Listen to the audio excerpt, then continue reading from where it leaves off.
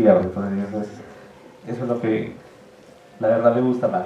Bien, Recife, una población de 9 millones de habitantes, ¿okay? En la ciudad donde estoy, 3 millones de habitantes, un ambiente bastante interesante para aquellos que se animan. El sol de la playa siempre ahí les despierta con bastantes ánimos. Entonces, una ciudad bastante histórica, sin embargo también es moderna, bastante interesante para quien quiera estudiar, para quien quiera animarse, ¿ok? Y como les había comentado, yo soy miembro del Instituto CCN, Centro de Ciencias Exactas o Naturaleza.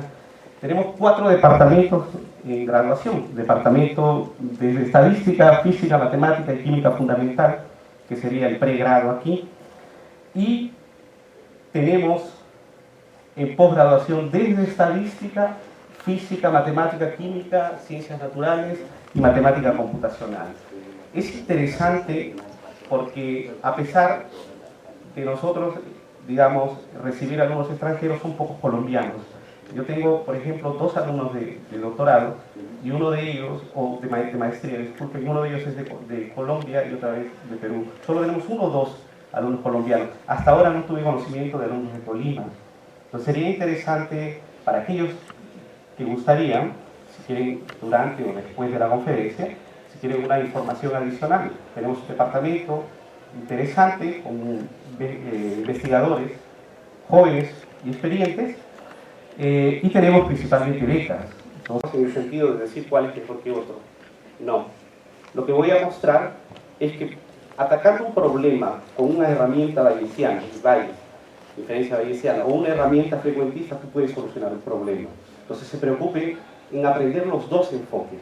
¿Por qué? Porque tu bagaje de información y de herramientas va a ser mucho mayor para enfrentar un problema. Entonces, esa es la idea aquí. Ahora, ¿cómo incentivar los modelos inflados de ceros? ¿Qué es un modelo inflado de cero? ¿Correcto? Entonces, una motivación para esto, naturalmente, cuando ustedes empiezan a estudiar probabilidades y distribuciones, cuando les dicen distribución Poisson, lo primero que ustedes aprenden, la verdad todos aprendimos, es una variable aleatoria tiene una distribución Poisson, no es otra cosa que el número de sucesos en un intervalo de tiempo, espacio. ¿Correcto? Poisson. ¿Correcto? Ok. Tú recoges la información y naturalmente hay muchos temas de pesquisa que tienen que ver con conteo. ¿Ok? Pero ¿qué sucede cuando, por definición, tú sabes que la esperanza de una Poisson es lo mismo que la varianza? ¿Qué pasa cuando esa esperanza que vos esperas obtener es mucho mayor de aquello que realmente observas? Entonces, cuando el cero es una incidencia muy grande, tú te empiezas a preocupar y dices, no, ese cero tiene que tener un tratamiento especial. ¿Ok? ¿Así? Sí. Piensa en un caso muy simple, y te lo voy a colocar de esta forma. Para nosotros, en modelos inflacionados, lo que piensas es en un modelo llamado estado perfecto y estado imperfecto. ¿Cómo es eso? Ejemplo simple. Personalmente, y eso es verdad, yo no como pizza, no me gusta la pizza. ¿Ok? A mi esposa le encanta, y a mí no me gusta. ¿Qué sucede si yo estaría interesado en estudiar una variable que significaría o representaría el número o cantidad de pizza, ¿correcto? O número de veces que comiste pizza en un intervalo de tiempo que es una semana? Poisson. Lo primero que tú piensas es Poisson. ¿Ok? Número o veces que tú comiste pizza en un intervalo de tiempo. Colócalo semana o 2 semanas. ¿Correcto? ¿Qué sucede si ellos me preguntan?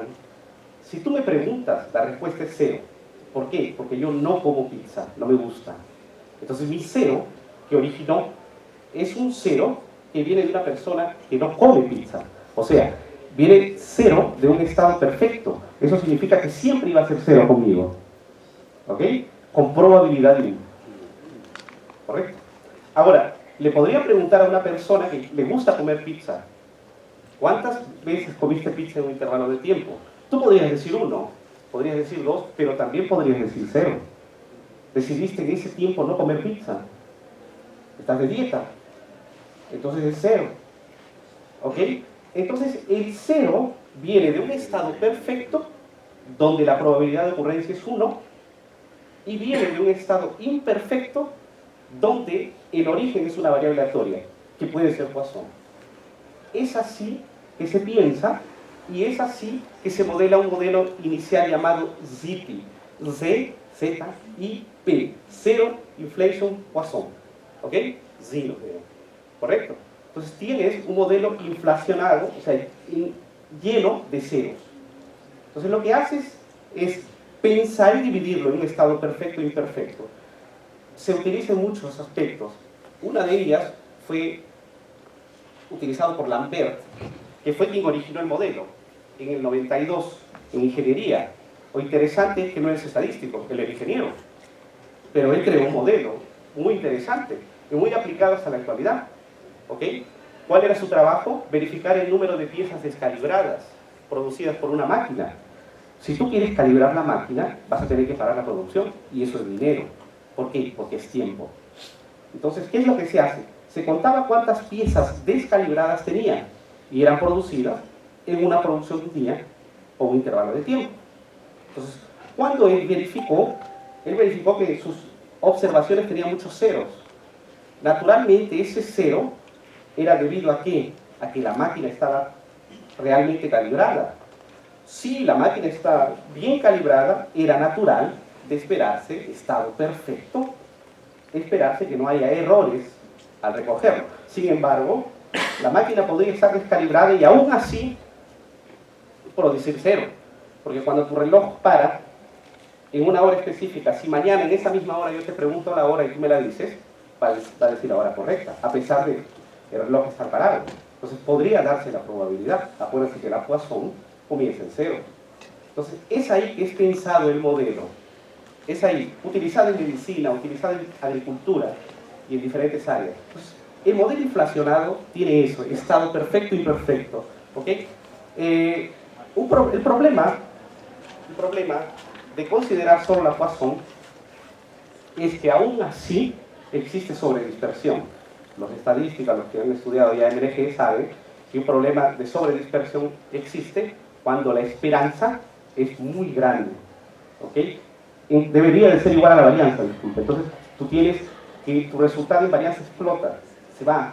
Pero alguna cosa está extraña ahí, porque la esperanza y la varianza deberían ser similares. Aún así, entonces, ¿qué sucede? ¿Quién modela una distribución interesante y fue la parte que nos motivó? Es la binomial negativa, porque él tiene un parámetro más, aparte de la media, ¿ok? Aparte de la media. Entonces, el objetivo de este trabajo es presentar análisis de diagnóstico y estimación frecuentista bayesiano para un modelo inflados de ceros o inflacionados de ceros, binomial negativa, comparación con la Poisson, ¿correcto? Bien, ese es el modelo para el caso de inflacionados de cero. Por ejemplo, esta parte aquí es cuando la variable Y, que es la variable que estás estudiando, es cero. Ese cero puede ser informado, puede ser obtenido a través de dos fuentes. La fuente perfecta, que es esta de aquí, donde ese P chiquito, ¿quién es? Es la probabilidad de estar en el estado perfecto. Oye, ¿cuál es la probabilidad que la persona que yo entrevisté no coma pizza? ¿Cuál es la probabilidad que la máquina esté bien calibrada? Entonces, ese P representa. Entonces, P es la probabilidad de estar en el estado perfecto veces la probabilidad de que sea cero. En el estado perfecto es 1, por eso solo aparece P. ¿Ok? Más 1 menos P, la probabilidad de que sea 0 en la distribución de probabilidades, que es una binomial negativa. Y esa tiene esa cara. Y cuando no es 0, puede venir directamente con un peso 1 menos P de la distribución binomial negativa directamente, y es la forma. ¿Quiénes son los parámetros aquí? Bien, antes de hablar de los parámetros, sabemos, P me interesa, es la probabilidad de estado perfecto, la media me interesa, y ese sigma o ese phi que aparece ahí es el parámetro de dispersión. ¿Por qué? Porque la binomial o el SIMBI, RIND, ¿ok? Cuando calculas la esperanza va a ser la media, mi, o mu. Cuando calculas la varianza va a ser mu más mu sobre sigma. Entonces cuando ese sigma va para infinito, la binomial negativa se transforma en una Poisson. Pero ya tienes un parámetro que te va a decir si realmente puede ser binomial negativa o puede ser Poisson, y puedes testar después. Puedes aplicar el test de razón de verosimilitud, por ejemplo. ¿Ok? Bien. ¿Qué es lo que se hace? Lo que todos aprendimos en modelos lineales generalizados. Lo indexo a través de un conjunto de regresores, igual aquí, función de ligación, ¿correcto? O link, que no es otra cosa que la función logaritma y la función logit, ¿correcto? Y ahí yo puedo utilizar y estimar qué parámetros, los betas, los gammas y finalmente el phi, que es parámetro de dispersión. ¿Ok? Muy bien. Hacia aquí, todos pasaron por inferencia 1, inferencia 2. Queríamos encontrar los estimadores de máxima verosimilitud, si fuera el caso de inferencia frecuentista. ¿Y qué montábamos? La lógica de verosimilitud. ¿Correcto? Simplemente yo utilizo aquí la forma con la función indicador y tiene esa cara ahí. No precisa memorizarlo, solo tener la idea. Que yo lo separo en dos. Cuando es 0 y cuando es mayor a 0. Vaciarlo en la definición de función de probabilidad del caso anterior, del slide anterior. ¿Ok? ¿Qué aprendimos en la parte de diferencia? ¿Quieres encontrar el estimador de máxima verosimilitud? Deriva igual a 0, deriva con respecto al parámetro, igual a 0, encuentra la segunda derivada, verifica que sea un punto máximo, ¿qué hace? Si es escalar, verifica que la segunda derivada sea menor a 0 o a la determinante de la segunda derivada, ¿correcto? Lo que hemos hecho en todos los ejercicios. Ok, eso es muy bonito cuando la función de log verosimilitud es fácil de implementar. En la distribución normal sale muy bonito, ¿ok? Sin embargo, cuando la verosimilitud es más compleja, no necesariamente es tan fácil hacerlo. Entonces existen algunos caminos que tú puedes hacer y utilizar para poder solucionar el problema de esa naturaleza. Siendo el enfoque frecuentista, vamos al enfoque frecuentista, puedes pensarlo como algún método iterativo. ¿Qué método iterativo aprendimos? Por de Fisher. ¿Qué método iterativo aprendimos? Newton-Raphson. ¿Qué método iterativo aprendimos? Y vamos a utilizar aquí algoritmo M. ¿Ok? ¿Algoritmo M? Sí. ¿En qué consiste el algoritmo M? Una área de la estadística que está creciendo mucho y dando muchas publicaciones se llama la área de variables latentes. ¿Ok? ¿Qué significa una variable latente? Una variable latente es una variable que tú no la conoces, pero sabes que está presente cuando trabajas en un modelo. ¿Sí? Correcto. Una variable latente, tú no sabes que existe, o tú no sabes, disculpe, el valor, pero sabes que existe. Un ejemplo de variable latente, cuando tú compras un carro, ¿cuál es el grado de satisfacción que tienes? Tú no sabes cuánto es el grado de satisfacción. Mi grado de satisfacción es 10, no la conoces. Sabes que está presente en el modelo, ¿correcto? Lo que tú haces es construirla. ¿Ok? En este tipo de problemas, tú puedes definir una variable latente. ¿Sabes cuál sería la variable latente? Y ahí que está el secreto. El secreto es cuál es la variable latente que yo utilizo. ¿Por qué? Porque el algoritmo M, que fue diseñado en el 77, y en mi curso voy a hacer más detalles sobre ello, lo que utiliza es una variable latente y dice, vamos a jugar un poco. Vamos a hacer de cuenta, define tu variable latente y vamos a hacer de cuenta que tú la conoces. Haz de cuenta que la conoces, júntala con los datos y construye una log verosimilitud, que nosotros la vamos a llamar de completa. ¿Por qué? Porque maximizar esa verosimilanza o verosimilitud completa es mucho más fácil que la verosimilitud original. Y ese es el truco del algoritmo M. ¿Cuál es el gran secreto? ¿Cuál es lo más difícil? ¿Cuál es el secreto por el cual nos pagan? Es definir la variable latente. No es tan fácil. ¿Ok? Pregunta, ¿habrá una sola variable latente? No, puedes definir varias. Lo que sucede es que a medida que tú definas variables latentes, tienes que construir una verosimilanza, una verosimilitud que te sea más fácil de trabajar. ¿Correcto? Ok, y eso es lo que nosotros utilizamos en nuestra propuesta aquí. ¿Correcto? Yo voy a salir por la verosimilitud completa. yo voy a utilizar el algoritmo M. Ok, para nuestro problema de ser inflacionados, piensen en el ejemplo de la pizza, ¿cuál sería la variable latente? Vamos a hacer el enfoque frecuentista. ¿Cuál sería la variable latente? ¿Qué información me importaría y sería fundamental para determinar el número de veces que tú comiste pizza en un intervalo de tiempo? ¿Saben cuál sería la variable latente? Si yo puedo saber con antecedencia si la persona que la entrevisté le gustaba pizza o no. O sea, yo quería saber cuando recibo un 0 si realmente él viene del estado perfecto o si él viene del estado imperfecto. Si yo subiese con antecedencia eso, el problema está solucionado. ¿Por qué? Porque mi modelo ya lo sé, ya puedo saber quién es el P, que es la probabilidad del estado perfecto o el estado imperfecto. Entonces, yo no lo sé. Yo cuando recibo el 0 no sé si la persona que me entrevistaron comía pizza o le gustaba o no. Pero si yo subiese, ya está solucionado el problema, ya sé cuál es la procedencia del 0. Y eso es lo que se utiliza aquí. Yo defino una variable latente llamada así.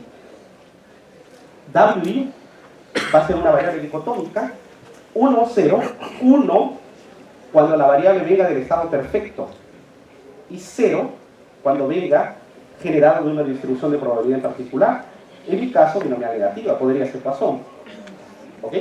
Entonces, si yo la sé, la puedo juntar. Si yo junto con mis datos, yo monto una verosimilitud que se llama verosimilitud completa. Y esta de aquí es mucho más fácil de trabajar que la original. ¿Correcto? Que la original. ¿Por qué? Porque aquí yo puedo trabajarla y directamente la puedo maximizar. ¿Ok? La gran pregunta que todo alumno y todo que escucha algoritmo M se hace es la siguiente. Profesor, ok, usted colocó una variable latente, pero yo hice de cuenta que sabía, pero realmente no sé quién es. ¿Cómo la sustituyo? ¿Con qué valor la voy a reemplazar? Ahí que entra el algoritmo M. El algoritmo M te dice, ok, tú ingresaste una variable latente, que es una variable aleatoria. Entonces tu algoritmo M tiene dos pasos. El primer paso se llama paso E de esperanza y el segundo paso se llama maximización, por eso es EM. El paso E, ¿qué haces? Sustituye en cada valor tu variable latente por la esperanza de la variable latente dado la observada. Y eso está aquí. Esos cálculos son directos. Y es un método iterativo, en cada iteración vas a hacer eso. Ok, ¿y qué hago en el paso N? Maximiza la esperanza de la log verosimilanza completa, sustituyendo el WI por el WI que encontraste aquí en el paso N. ¿Ok? ¿Y eso es más fácil? Sí, eso es mucho más fácil. ¿Por qué? Porque cuando tú lo sustituyes, vas a tener la log verosimilitud dividida en dos partes. Una que depende de gamma, otra que depende de beta y phi. Y esas de ahí tienen una cara conocida. ¿Ok? Una de ellas es la log verosimilitud de la regresión logística binomial no ponderada. ¿Y cómo hago para estimarla? Ya tienes rutinas en el R que hacen. Entonces, vuelves un problema complejo, lo conviertes para poder maximizarlo en un modelo con partes conocidas y partes que pueden ser estimadas muy fácil. ¿Correcto? Igual la otra parte, tú la puedes obtener. Ahora es mucho más fácil trabajar aquí. Y ese proceso se itera, ese proceso se comienza a iterar hasta definir un punto de convergencia. Puedes comparar y definir la norma de teta, porque los parámetros estimados en el paso K con el paso K-1 y ver que eso sea muy pequeñito, o comparas la log verosimilitud en una iteración inicial o una iteración en el punto T y en el punto T-1 que sea pequeñito y la puedes sostener. Entonces, ese es un proceso iterativo. ¿Ok? Ok. Teniendo mi proceso de estimación, ¿qué es lo que hago? Es importante también en la parte frecuentista determinar si hay alguna observación influyente. Ya tengo cómo estimar los parámetros, pero ¿será que existe la posibilidad de encontrar si alguna observación puede ser influyente, puede ser outlier? ¿Ok? ¿Qué es lo que hago? Yo puedo hacer un análisis de influencia vía global o local. ¿Qué significa global? Tú vas a comparar qué es lo que sucede con tus parámetros estimados, cuando tú retiras una observación y haces la comparación de tus parámetros estimados. O sea, estimas todos tus parámetros con todos los datos completos, vas sacando una observación, estimas todos los parámetros en esa observación, ves cuánto de mudanza, cuantificas la mudanza entre el teta con todos, ¿sí? Y haces esa observación, ese proceso para cada observación. ¿Ok? Interesante, porque indicadores para eso puedes tener la distancia generalizada de Cook o la distancia de la verosimilitud. ¿Correcto? Son dos indicadores que yo podría utilizarlo. El problema es que si yo tengo 100 datos, yo tendría que hacer 101 veces la estimación. Y eso tiene un costo computacional. ¿Correcto? Eso tiene un costo computacional. Entonces, pero es utilizado también. Y así como hay la influencia global, que es el proceso de colocar y sacar una información, existe la influencia local. ¿Ok? Esto es conocido como deleción caso, o case deletion. ¿Ok? Que fue propuesto por Cook en 68. La influencia local es interesante también porque tú puedes trabajar como perturbaciones. O sea, tú sabes que los parámetros maximizan los parámetros estimados maximizan la verosimilitud. Entonces, ¿qué sucede si tú perturbas o el modelo o parte de la variable respuesta? ¿Cuánta mudanza existe? ¿Ok? Entonces, ¿cuánta mudanza existe en las estimativas de tus parámetros? Entonces, ¿tú qué haces? Puedes perturbar. Perturbas la verosimilitud, o perturbas una variable respuesta, o perturbas la parte inflada de ceros, o perturbas la parte no inflada de ceros. Puedes hacer diversas perturbaciones. En el trabajo, que es la principal referencia, se hace un análisis mucho más general de todos estos puntos que les digo. Sin embargo, solo para poder resumirlo, yo hago una perturbación de casos, que es analizar esa verosimilitud con ese vector de perturbación, o perturbo la parte inflacionada de cero. Entonces ahí puedo yo tener una idea de qué observación es influyente o no para ese conjunto de datos que yo tengo. ¿Ok? De la misma forma, hago un análisis de diagnóstico, nosotros podemos trabajar con análisis de residuos. ¿Por qué? Porque me podría interesar saber si la presunción, porque yo estoy presumiendo que la variable tenga una distribución SIMBI, ¿ok? Si esa presunción es correcta, si hay un valor outlier también, y yo puedo utilizar los residuos de Pearson. ¿Y qué es lo que construyo? Lo que nosotros llamamos cheque normal, aquí, o en portugués se le dice envelope, ¿ok? Es una construcción de unas bandas de confianza que lo que yo espero es que mis residuos generados a partir de esa distribución queden dentro de las bandas de confianza. ¿Ok? Bien, entonces, desde el punto de frecuentista desarrollas un proceso de estimación con algoritmo M, un análisis de diagnóstico ya sea global y local, y ya tienes la posibilidad de hacer un análisis de residuos. ¿Ok? Y desde el punto bayesiano, ¿cuál es la premisa? Si bien es cierto los parámetros son desconocidos, ahora tú no los consideras fijos, que los consideras aleatorios. ¿Ok? Entonces, considerar un parámetro aleatorio significa mixturar, cuando tú quieres obtener una estimativa de él, mixturar la información que te trae los datos más la información que la naturaleza te propone.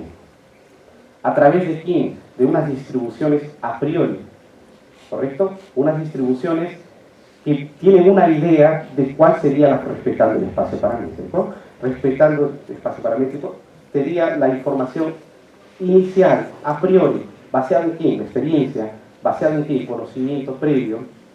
¿Cómo tú mezclas eso para construir una distribución a posteriori y finalmente hacer las estimativas bayesianas basadas en eso? ¿Ok? Entonces, en la primera parte, naturalmente, este es el modelo, me interesa estimar los parámetros, trabajo con una verosimilitud inicial, y una parte importante son las distribuciones a priori. Como beta y gamma van de menos infinito a más infinito, naturalmente yo voy a proponer lo que se conoce como a priori francamente informativas. O sea, la idea es darle la información o la menor cantidad de información posible. ¿Cómo lo haces? Le propones una distribución, pero la variabilidad es grande. ¿Ok? Por ejemplo, aquí se le propone una varianza de 100. Como el phi, que es el parámetro de dispersión, es positivo, naturalmente le propones una gamma. ¿Cómo garantizas que sea poca o francamente informativa? Sabemos que la esperanza de una gamma es la raíz, es la razón entre los parámetros. Entonces, ahí la esperanza va a ser 1 y la varianza de una gamma, siendo gamma alfa beta, por ejemplo, la varianza va a ser alfa sobre beta cuadrado. Entonces, si tú lo divides los dos, la varianza va a ser 1 sobre 0.001, o sea, 1000. Entonces, ¿qué les estás proponiendo? Estás proponiendo una distribución, pero la información poquísima, una variabilidad grande. ¿Ok? ¿Qué es lo que haces en este punto? En este punto, o construyes a través del OpenPath, haces el programa respetando la jerarquía, o construyes la distribución a posteriori, tienes la cara de él, y intentas generar muestras a partir de ahí. Aquí hay herramientas de generación de cadenas de Markov, ¿okay?, que espero presentar en el mini curso, como amostrador de Gibbs, Metropolis Haskell. ¿Okay? O tú lo haces utilizando esos tipos de generadores, o tú lo haces montando la jerarquía. En este caso, por simplicidad, se presenta solamente la parte de la jerarquía, basada en que la forma de la función de probabilidad, o sea, la verosimilitud, y las a priori. ¿Correcto? Y las a priori. En esta parte del trabajo se definió interesantemente algunos criterios para comparar modelos, porque necesitas ver si un modelo es mejor que otro. Entonces, uno de ellos usa el mismo esquema de la influencia global, y aquí se compara la función predictiva. Aquí se cuantifica, de alguna forma, cuál es la contribución en la verosimilitud de una información dado el resto. ¿Ok? Y tú consigues montar total de información a través de la verosimilitud, que es la contribución de cada observación pequeñita dado el resto. Puedes cuantificar obteniendo la suma total. ¿Y qué haces? Se considera este valorcito, que es la suma del logaritmo del CPO, o sea, la pseudo verosimilitud marginal, de la contribución. ¿Ok? Como habla de contribución, naturalmente en el modelo, yo voy a escoger aquel que sea mayor. ¿Ok? Y también, lo que ustedes deben de haber visto, es algunos criterios que trabajan con el desvío y las penalizaciones, como estas de aquí, a través de 2 veces el parámetro o el logaritmo del número de datos. Entonces, criterios para comparar modelos. Pero me interesaba por encima de eso hacer diagnóstico, y hasta el 2015, que fue el trabajo, no se tenía información sobre cómo hacer diagnóstico bayesiano. ¿Ok? Entonces, ¿qué es lo que se desenvolvió en este trabajo? En este trabajo se pensó, oye, si tú puedes hacer influencia global frecuentista, ¿por qué no puedo hacer influencia global bayesiana? Y eso es cuando se trabaja con la divergencia de Kullback-Leibler. ¿Qué es lo que haces? Fácil. Vas a comparar cuál es el valor de la posteriori, ¿ok?, teta dado Y, con todos los datos sobre la posteriori de teta dado un Y sin la y-ésima observación. ¿Cuánto muda? Si no hubiera una mudanza grande, esa razón va a ser 1, y aplicando el logaritmo vale 0. Entonces no hay una mudanza grande. Si hay una mudanza grande, naturalmente ese valor va a ser grande. ¿Y tú qué vas a hacer? Para cada individuo haces eso. Es una especie de elección case, o case de elección. Lo que se hizo en influencia global. ¿Ok? Kullback-Leibler utiliza esa función. ¿Puedes utilizar otra? Puedes. Y en el artículo que publicamos, exactamente es eso. Es una clase de indicadores. ¿Ok? Entonces, a nivel bayesiano tienes también estimación, tienes también la posibilidad de criterios, tienes también diagnóstico. ¿Correcto? Lo interesante y un resultado muy fuerte es que esa divergencia puede ser obtenida fácilmente, y ese resultado aquí es muy bonito. ¿Por qué? Porque ya tienes el CPO, que lo obtuviste en el criterio, por eso lo presenté. Entonces depende de él. Entonces ya no tienes la contribución.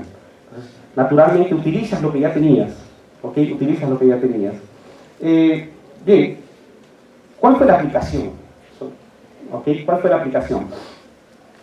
Fue un experimento agrícola interesante, que lo que se trabajaba era, y lo que se interesaba estudiar, era el número de raíces, ¿ok?, en cultivos de manzana. ¿Qué es lo que se hizo? Se colocó 270 brotes de manzana, ¿ok?, y lo que se trabajó como variables regresoras son fotoperiodos. ¿Qué significa fotoperiodo? ¿Cuánto de tiempo tenías destinado o cuánto de tiempo de luz iba a tener esos brotes? O podías hacerlo en 8 horas o podías hacerlo en 16 horas. Entonces tenías una dicotómica. Se trabajó también con concentración de citoquinina, ¿ok? BAP. ¿Qué es eso? Es una hormona que se le coloca hormona del crecimiento. Disculpe, en portugués a veces es todo. Y lo mismo en portugués es todo en español. Bien, es una hormona que se hace con hormonas de crecimiento, que se trabajó en 4 concentraciones. Entonces tenías 4 concentraciones de hormonas y tenías cuánto de exposición de luz tenía cada uno de esos brotes. Entonces tú ya tenías todas las combinaciones posibles y tenías 270 brotes. ¿Qué contabas en cada brote? ¿Cuántas raíces crecían? ¿Ok? Lo interesante aquí es que aproximadamente 24% de los brotes no tenían ninguna raíz, pero muchos ceros. Hoy el brote estaba mal o alguna cosa pasaba, pero esos ceros me llamó la atención. Yo, al igual que Rideout, cuando hicimos el trabajo, ¿ok?, igual conseguimos las funciones link aquí, tanto de Logic como Logito, para poder trabajar. Quiero disculpar porque no hice referencia a los coautores de estos trabajos. Este trabajo, o estos trabajos que estoy presentando, fue en conjunto con el profesor Eleno Wolfarini, un amigo mío y orientador de la Universidad de Sao Paulo, muy famoso.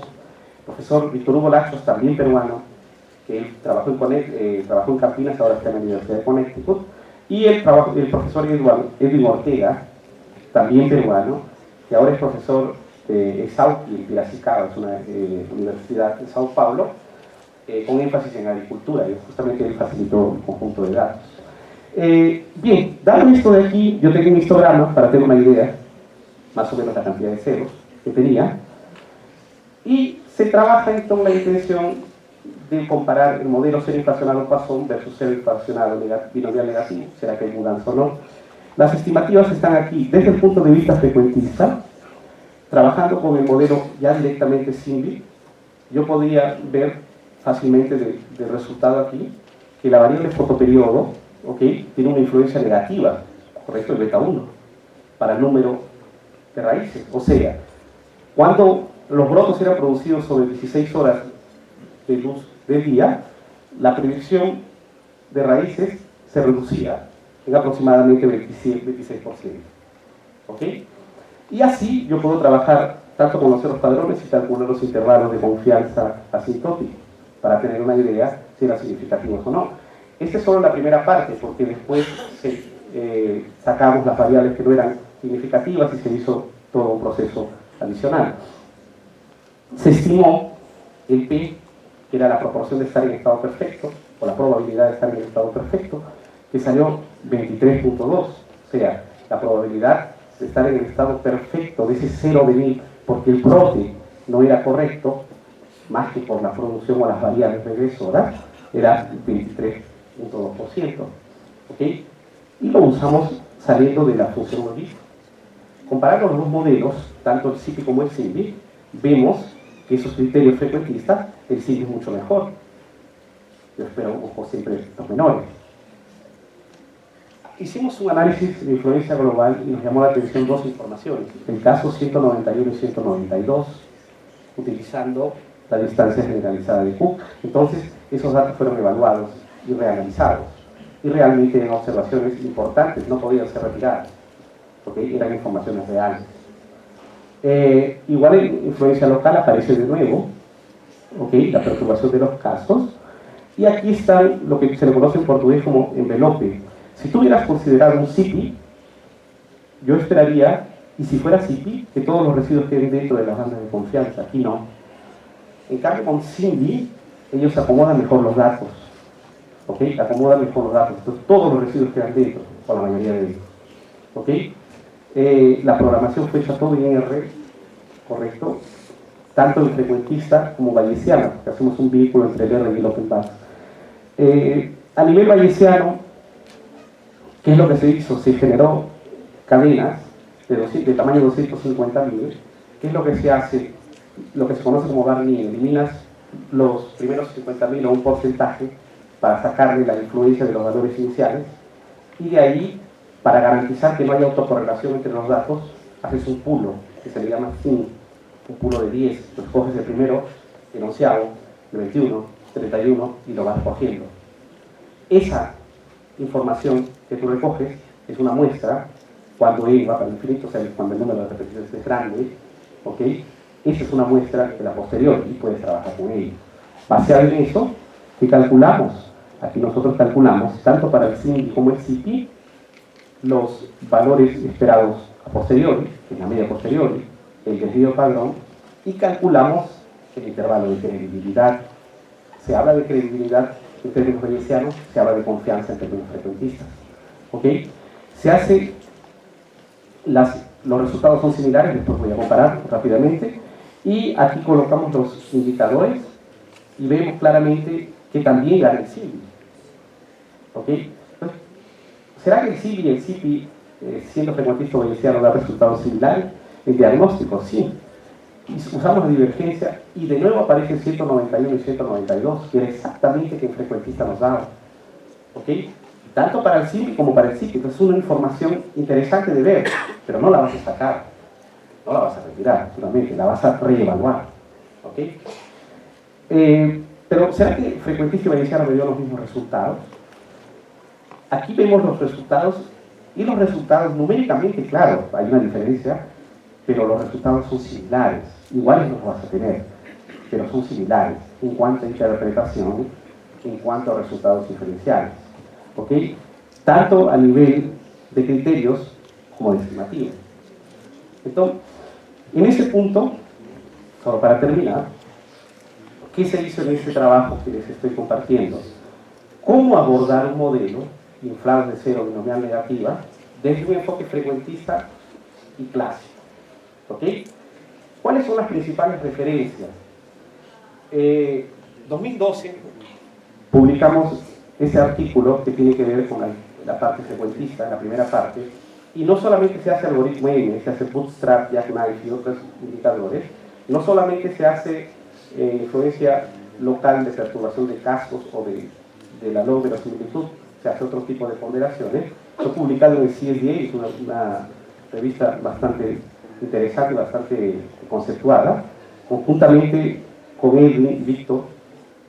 Y la segunda parte fue publicada cuando estuvimos trabajando esto, conocí al profesor Alfonso, estábamos justo desenvolviendo, y en 2015, 4 años después, conseguimos montar toda la parte bayesiana y también fue publicado.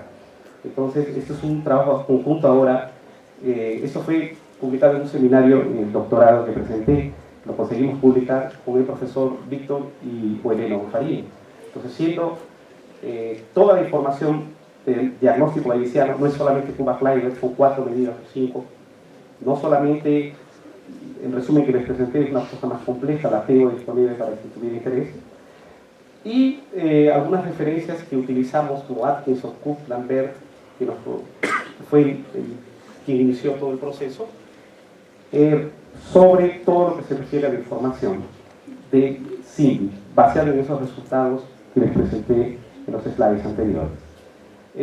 Agradezco la oportunidad, espero que puedan participar en mi curso, espero que sea un evento muy bonito. Muchísimas gracias.